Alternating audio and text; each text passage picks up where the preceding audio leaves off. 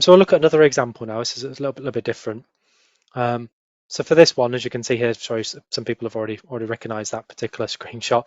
But for this particular engagement, we had a large organization that operates in the automotive sector who approached us as they were looking to acquire another company into the portfolio. And as part of that, they were already aware that the company they were looking at purchasing had already had a breach and had been involved in ransomware. So as part of their due diligence, they were looking for assurances that the company they were going to be acquiring was not exposing them to a great level of risk. So off the back of this, they had two objectives. The first is to understand the company's exposure on the dark web, and the second was to understand what files have been exfiltrated and released by Lockbit, which is the screenshot there.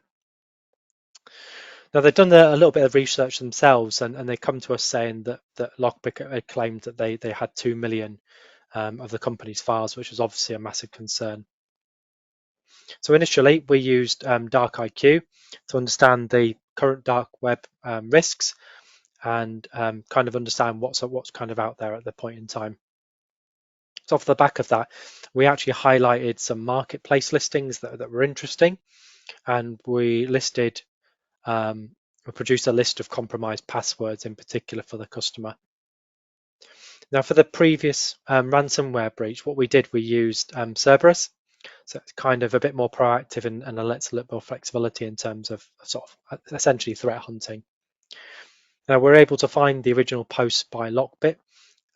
We did this a lot of it off the back of Searchlight Cyber, who provided a lot of support and guidance as they helped create some specific Boolean searches, which were able to find the information we needed a lot easier within the crawled data.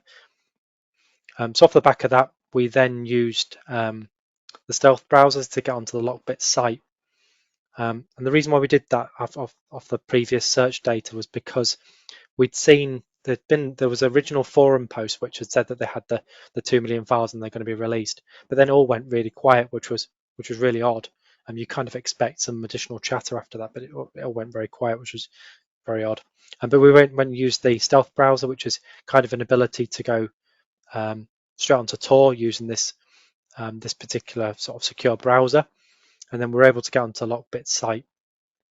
Actually, incidentally, that was actually a little bit of a challenge initially. David mentioned earlier on about some of these techniques to try and stop people getting onto the sites and try and prevent people getting onto these. And this actual one particular was because it needed Java. Again, we had some support with that and managed to get onto their website, which was really interesting. Now, once we did that, we actually downloaded the published files. And what we found was really interesting because there was actually 15,000 files that they'd actually published, not 2 million. Granted, 15,000 files is still a lot of files and obviously is a concern. But when we started going through the files, we actually found that a lot of it was a variety of program files like you'd expect to get for Adobe install files, things for printers, and all sorts of things like that, alongside some construction related documents, which were not really related at all to the company's business. So after we did investigation into those files, we produced a full report. We were able to give assurances that the data gained was not critical. And to be honest, Lockbit greatly exaggerated the actual claim there of the files, and we essentially were able to call their bluff and give the assurances to the company.